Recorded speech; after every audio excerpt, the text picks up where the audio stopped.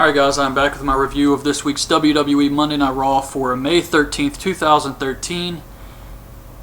And I know I've been kind of negative on the shows lately, but this show was boring as hell. I mean, this one just dragged on.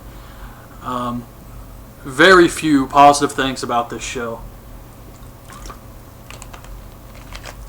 I thought Swagger Big E was okay, and the Shield versus Team Hell No and Cena was the best match on the show. That was pretty much it. Everything else was really just either a short match, and I know it's the go-home show for the pay-per-view, so they're trying to put over the angles as much as they can in 3 hours, but a lot of stuff just felt like it was wasting time. I didn't care about a lot of this.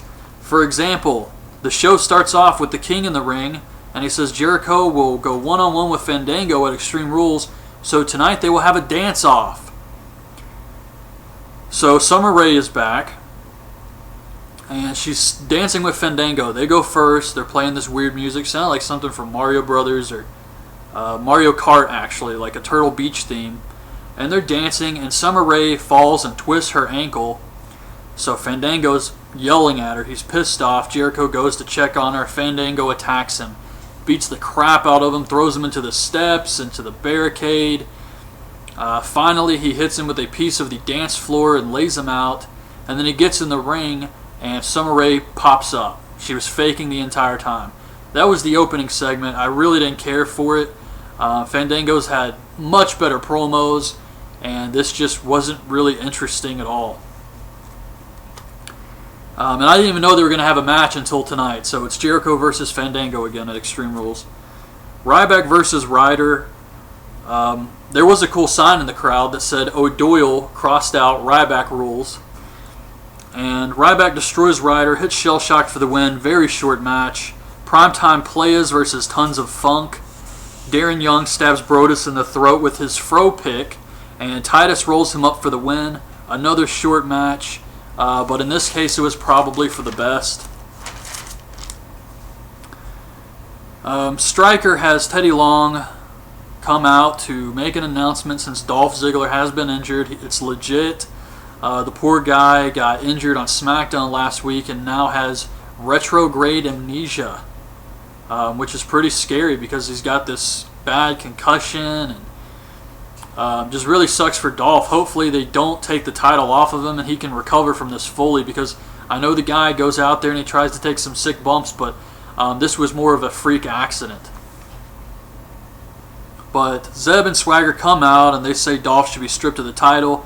Big E and AJ come out and AJ says Swagger should be fired for kicking Dolph in the face. And Teddy says that at Extreme Rules it will be Swagger versus Del Rio in a #1 contender I Quit match.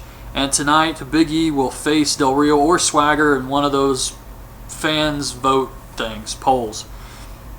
So, Dean Ambrose versus Kofi Kingston for the U.S. title is announced for Extreme Rules. And I think this is kind of cool. Later on, they also announce Rollins and Reigns in a tag match against Team Hell No for the tag titles. So I'm thinking they could put the U.S. title on Ambrose, since he seems to be the main guy they're giving all the matches to, and then put the tag titles on the other two members of the Shield and really build these guys up. Sandow versus Kofi. Sandow says Kofi's title reign will soon come to an end. Kofi wins with Trouble in Paradise. Short.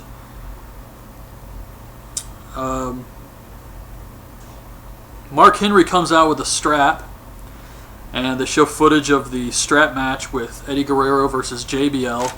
And it just reminded me of my first strap match, which was Savio Vega versus Stone Cold Steve Austin. And if I remember correctly, Savio Vega won that match, and Stone Cold was a big heel at the time, and Savio Vega and the fans did the Na Na Na Na Goodbye song to Stone Cold. I hope I'm remembering that correctly, but anyways, they show that.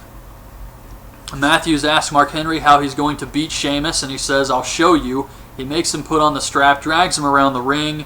Mark Henry calls out Sheamus, and Sheamus comes out and gets his own strap. They start whipping each other, and Mark Henry runs off. So unless they do something else on SmackDown, Mark Henry looked kind of like the weak guy here and has for the past few weeks. I think Mark Henry's going to win the strap match at the pay-per-view, and I think what they're going to do here is maybe do the whole Sheamus is going around hitting the turnbuckles, Mark Henry's hitting them all behind him, and then when he gets to the last one, he can't drag Mark Henry's body. Mark Henry's just too big. Mark Henry pulls the strap, pulls Sheamus back, and then runs and hits the last one for the win. Something like that. And then, knowing WWE, Sheamus will probably bro kick him afterwards.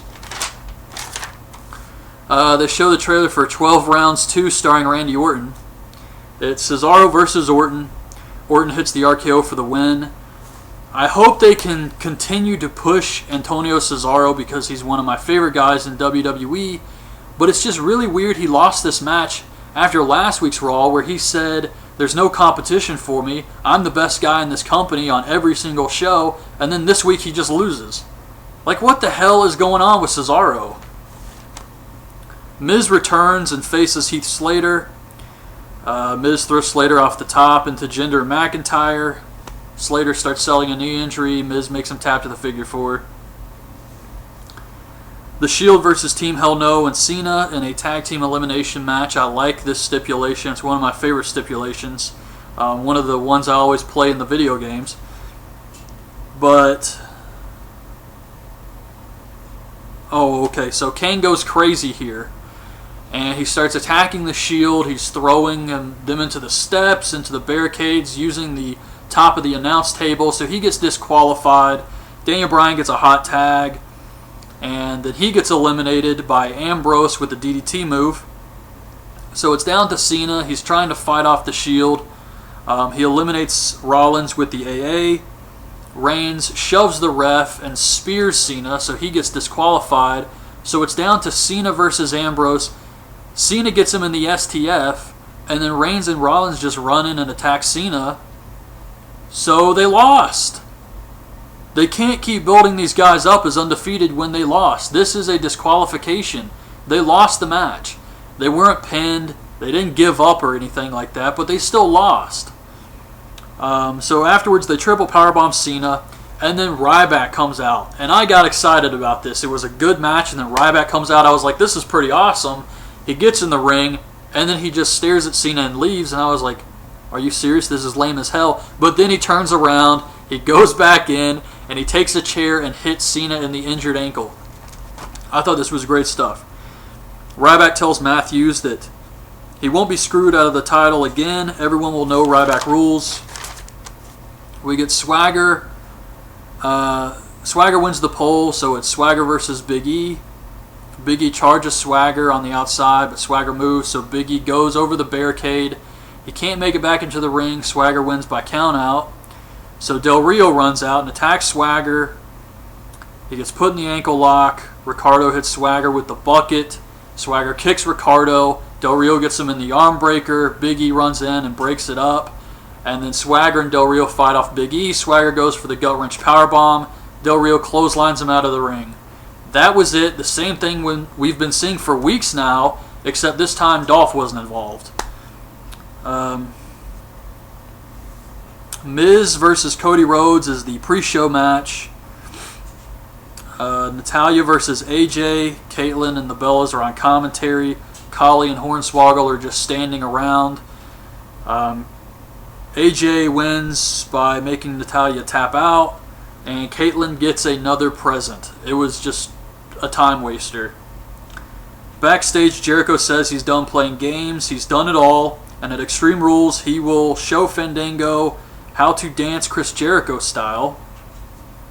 Not his best promo. And then finally, freaking finally, this show dragged on so much. Triple H comes out for the big face-to-face confrontation with Brock Lesnar. He comes out, they lower the cage around him. He says he learned early on in this business that he has to learn how to hate, and he never feels more at home in the ring than when it's surrounded by steel. Brock and Heyman come out, and Heyman says that hate is on the list of banned words in WWE, and Triple H was forced to use it or something like that. And Brock Lesnar doesn't fight for free, so Triple H says that Brock should come out down here and face him like a man, but he can't because Heyman can't afford him to. It went a really long time, and then Triple H says something like, Brock, you can come down here and prove you're a beast, or you can stay on the ramp and be Brock Lesnar the bitch. So Brock heads towards the ring, and the referees try to stop him, which doesn't make any sense. It's supposed to be a face-to-face confrontation. Why are the referees trying to prevent Brock from getting in the ring? So he finally gets in the ring. And I thought it would be kind of cool if Brock Lesnar wasn't supposed to get in the ring, and he just got legit pissed off that Triple H called him a bitch, and then he gets in and Triple H is like, oh shit, what do I do now? But he gets in the ring, they start fighting, Triple H throws him through the cage door, he lands on the outside, which technically means Brock would have won the match. And then Brock and Heyman leave, and that was the end of the show. So Brock Lesnar looked weak yet again, but because you know they're not doing anything with these guys on SmackDown, this is pretty much it for them. I think Brock Lesnar is going to win at the pay-per-view. They really want to do Brock Lesnar versus The Rock in next year's WrestleMania, and they're going to start building Brock Lesnar back up as a monster. They have to, and I think they're going to start with Triple H this Sunday. So that was really the only positive thing about this, was that it looks like they're going to push Mark Henry and Brock Lesnar, or put these guys over at the pay-per-view, but everything else on this show this week was just so... The matches weren't any good except for the tag match. What was the other match I said was okay? I can't even remember. It was just kind of one of those shows you just had to get through this week. Just 3 hours plus is a long time, and for the go-home show I really expected a lot more. And still no sign of CM Punk, so I guess they're letting him heal up, which is probably for the best. But anyways, that's my review of this week's Raw. Hope you guys liked the video. Leave your thoughts on this week's show in the comments, and thanks for watching.